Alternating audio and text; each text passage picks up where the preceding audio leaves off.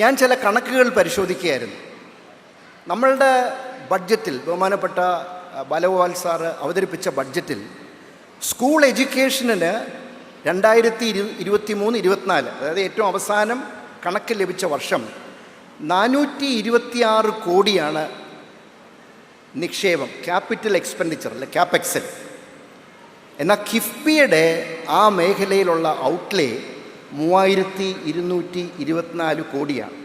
ഇതിൻ്റെ അർത്ഥം സ്കൂൾ മേഖലയിൽ 8 വർഷം കൊണ്ട് ചെലവിടുന്ന അല്ലെങ്കിൽ 8 വർഷം കൊണ്ട് നേടുന്ന കാര്യങ്ങളാണ് കിഫ്ബിയുടെ പദ്ധതിയിൽ നടപ്പാക്കാനായിട്ട് ശ്രമിക്കുന്നത്.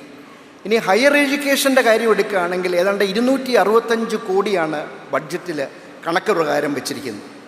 എന്നാൽ അതിൻ്റെ ചിലവ് 2488 കോടിയാണ്, 9 ഇരട്ടി. സ്പോർട്സിലാണെങ്കിൽ വളരെ ഒരു സാഹചര്യം 34 കോടിയാണ് സ്പോർട്സിൽ വെച്ചിരിക്കുന്നത്. പക്ഷെങ്കിൽ കിഫ്ബിയിൽ 921 കോടിയാണ്. അതായത് 27 വർഷം കൊണ്ട് സ്പോർട്സ് മേഖലയിൽ ഉണ്ടാക്കാവുന്ന പുരോഗതിയാണ് കിഫ്ബിയുടെ ധനസഹായത്തോടുകൂടി സർക്കാർ ചെയ്തു തീർക്കാൻ ആ മേഖലയിൽ ശ്രമിക്കുന്നത്. ഹെൽത്തിലാണെങ്കിൽ 322 കോടി വെച്ചിരിക്കുന്ന ഔട്ട്ലേ 6528 കോടി. അതായത് 20 വർഷം കൊണ്ട് ചെയ്തു തീർക്കാൻ പറ്റുന്ന കാര്യങ്ങളാണ് കിഫ്ബി വഴി ചെയ്യാൻ ശ്രമിക്കുന്നത്. ഇതുപോലെ തന്നെ പബ്ലിക് വർക്ക് 24 വർഷം കൊണ്ട് ചെയ്യാൻ ശ്രമിക്കുന്ന കാര്യങ്ങളാണ്.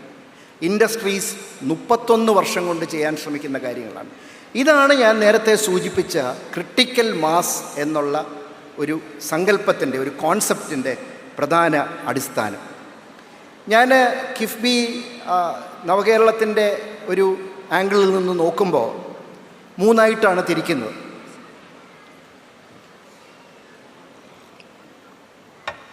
ഒന്ന് വിദ്യാഭ്യാസം, ആരോഗ്യം, കായിക രംഗം.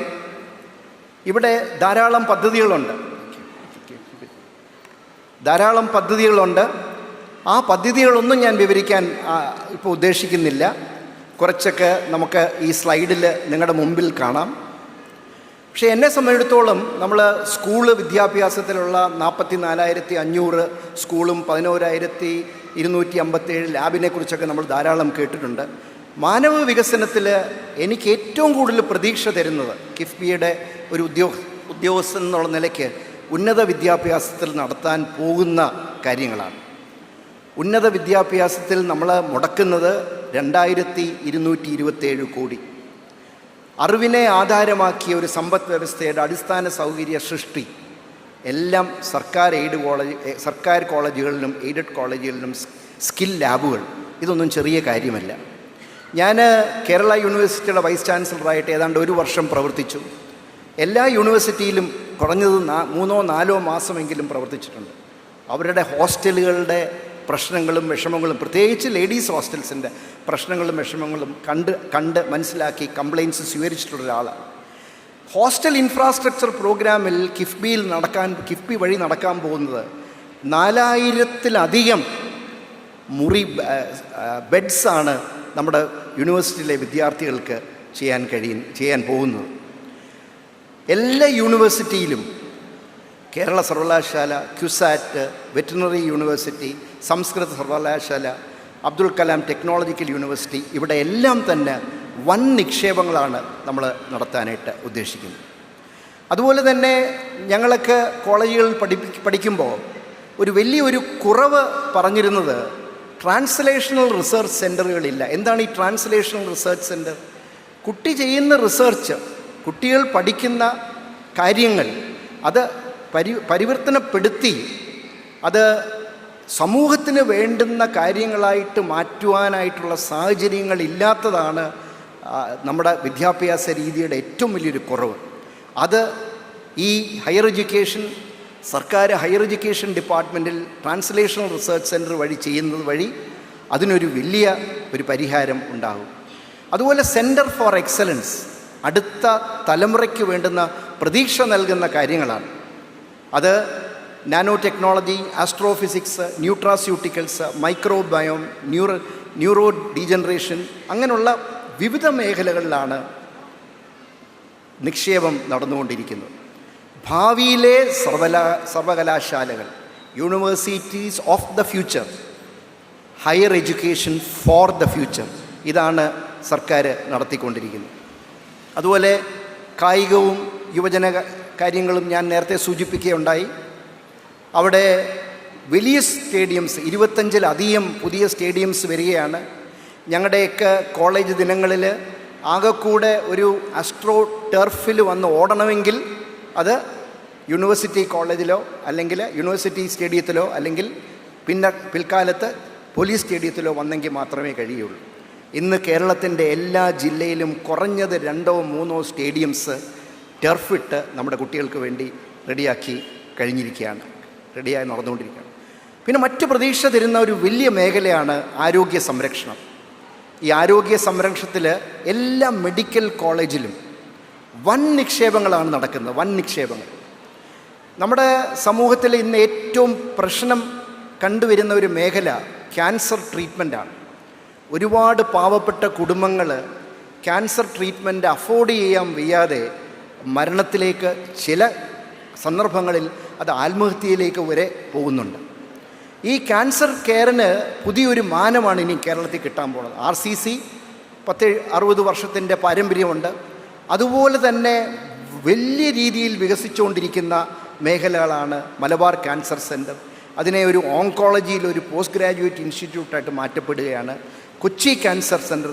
ഈ 3 ക്യാൻസർ സെൻറ്റേഴ്സും കേരളത്തിൽ വന്നു കഴിയുമ്പോൾ കേരളത്തിന് കൃത്യമായിട്ടും ക്യാൻസർ കെയർ ഒരു ഭീഷണിയല്ലാതെ ജനങ്ങൾക്ക് സേവനം നൽകുവാൻ കഴിയുമെന്ന് ഞാൻ പ്രതീക്ഷിക്കാം. ഇതൊന്നും പോരാഞ്ഞിട്ട് ആലപ്പുഴയിൽ കിഫ്ബി ധനസഹായത്തോടു കൂടി ഒരു ഓങ്കോളജി പാർക്കും കൂടെ ഉണ്ടാക്കുന്നുണ്ട്. എന്താണ് ഈ ഓങ്കോളജി പാർക്ക്? വില കുറച്ച് മരുന്നുകൾ ഉൽപ്പാദിപ്പിച്ച് ആ വില അഫോർഡ് ചെയ്യാൻ പറ്റുന്ന, സാധാരണക്കാരന് അഫോർഡ് ചെയ്യാൻ പറ്റുന്ന മരുന്നുകൾ ക്യാൻസർ കെയറിൻ്റെ കൊടുക്കുക എന്നുള്ളതാണ് ലക്ഷ്യം. മറ്റൊരു കാര്യം എടുത്തു പറയേണ്ടത്, കണ്ണൂരിൽ വളരെ പെട്ടെന്ന് തന്നെ കെട്ടിട നിർമ്മാണം പൂർത്തിയാക്കിക്കൊണ്ടിരിക്കുന്ന ഇൻ്റർനാഷണൽ ആയുർവേദ റിസർച്ച് ഇൻസ്റ്റിറ്റ്യൂട്ടാണ്. നവകേരളത്തിൻ്റെ 2ാമത്തെ തൂണായ സാമ്പത്തിക നവീകരണം. അതിൽ ധാരാളം കാര്യങ്ങളുണ്ട്. അതിൽ ഇൻഡസ്ട്രിയൽ പാർക്സ്, ഞാൻ നേരത്തെ പറഞ്ഞു, ഇൻഡസ്ട്രീസ് വകുപ്പ് 34 വർഷം കൊണ്ട് ചെയ്യുന്ന കാര്യങ്ങളാണ് ഈ വരുന്ന 2-3 വർഷം കൊണ്ട് ചെയ്യാൻ പോകുന്നു. 16,527 കോടി സംസ്ഥാനത്തിൻ്റെ വ്യാവസായിക വളർച്ചയ്ക്ക് ലക്ഷ്യം വെച്ചുകൊണ്ട് ചെയ്യുകയാണ്. അതിൽ കൊച്ചി ബാംഗ്ലൂർ വ്യവസായ ഇടനാഴി, ഗ്ലോബൽ സിറ്റി വരുന്നുണ്ട്. ഹിന്ദുസ്ഥാൻ ന്യൂസ് പ്രിൻ്റ് ലിമിറ്റഡ് ഭൂമിയിൽ നിന്ന് കിഫ്ബി വഴി അവിടെ വാങ്ങിയ ഭൂമിയിൽ കേരള പേപ്പർ പ്രോഡക്റ്റ് ലിമിറ്റഡ് വളരെ വേഗത്തിൽ നല്ല രീതിയിലേക്ക്, ലാഭകരമായ രീതിയിലേക്ക് പ്രവർത്തിച്ച് തുടങ്ങിയിരിക്കുകയാണ്. അതുപോലെ തന്നെ അതേ ഭൂമിയിൽ ഇന്നാഗുറേഷനിലേക്ക്, ഉദ്ഘാടനത്തിലേക്ക് കെട്ടിടങ്ങൾ തയ്യാറായിക്കൊണ്ടിരിക്കുന്ന കേരള റബ്ബർ ലിമിറ്റഡും ഉണ്ട്. വിഴിഞ്ഞം, കൊല്ലം, പുനലൂർ വളർച്ചാ ത്രികോണം കേരളത്തിൻ്റെ ഗതാഗത ലോജിസ്റ്റിക്സിൽ കിഫ്ബിയിൽ ബഹുമാനപ്പെട്ട ധനകാര്യമന്ത്രിയുടെ ബഡ്ജറ്റിൽ 1000 കോടിയാണ് കിഫ്ബി വഴി മാറ്റിവെച്ചിരിക്കുന്നത്. വലിയ വളർച്ചയ്ക്ക് സാധ്യതകൾ തുറന്നു തരുന്ന ഒരു കാര്യമാണ്. വിളപ്പിൽ ശാലയിൽ ഇലക്ട്രിക് വെഹിക്കിൾ ഇൻഡസ്ട്രിയൽ പാർക്ക് എന്ന മനോഹരമായ ഒരു ആശയം, അതിൻ്റെ പിന്നിൽ വളരെ രസകരമായ, വളരെ വളരെ ഇൻട്രസ്റ്റിംഗ് ആയിട്ടുള്ളൊരു കഥയുണ്ട്. VSSCയും സീഡാക്കും ടൈറ്റാനിയം ലിമിറ്റഡും ട്രസ്റ്റ് പാർക്കും കേഡിസ്കും കിഫ്ബിയും 6 സ്ഥാപനങ്ങൾ ഒരുമിച്ച് പ്രവർത്തിച്ച് കേരളത്തിൻ്റെ തനതായിട്ടുള്ള ഒരു ബാറ്ററി വികസിപ്പിച്ചെടുത്തുവെന്ന് പറഞ്ഞു കഴിഞ്ഞാൽ അതിന് വലിയൊരു വാർത്താ പ്രാധാന്യം കിട്ടിയിട്ടുമില്ല. പക്ഷേ ഒരു മനോഹരമായ ഒരു മനോഹരമായൊരു കാര്യമാണ് അവിടെ നടന്നത്. നമ്മുടെ സ്വന്തമായിട്ടുള്ള ഒരു ബാറ്ററി നല്ല രീതിയിൽ വികസിപ്പിച്ച് ഇപ്പോൾ ടൈറ്റാനിയത്തിൻ്റെ ഒരു 9,000 സ്ക്വയർ ഫീറ്റ് ഭൂമി കെട്ടിടം മാറ്റിവെച്ച് അവിടെ അത് ടെൻഡറിലേക്ക് പോയിക്കൊണ്ടിരിക്കുകയാണ്.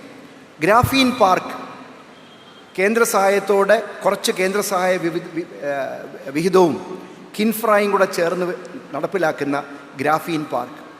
വിവരസാങ്കേതിക മേഖല എടുക്കുകയാണെങ്കിൽ നിങ്ങൾക്കെല്ലാം ഇപ്പം സുപരിചിതമായിട്ടുള്ള കേരള ഫൈബർ ഓപ്റ്റിക് നെറ്റ്വർക്ക് വലിയൊരു ഒരു ഒരു ഒരു പ്രതീക്ഷ നൽകുന്ന പ്രോജക്റ്റാണ്. അതായത് എല്ലാ കുടുംബത്തിനും ഡിജിറ്റൽ ആക്സസ് ഫ്രീ ആയിട്ട് കൊടുക്കാം എന്നുള്ളൊരു പ്രഖ്യാപനമാണ്. കൂടാതെ ഡിജിറ്റൽ സയൻസ് പാർക്ക്, അങ്ങനെ പല പരിപാടികളുമാണ് ആവിഷ്കരിച്ചിരിക്കുന്നത്.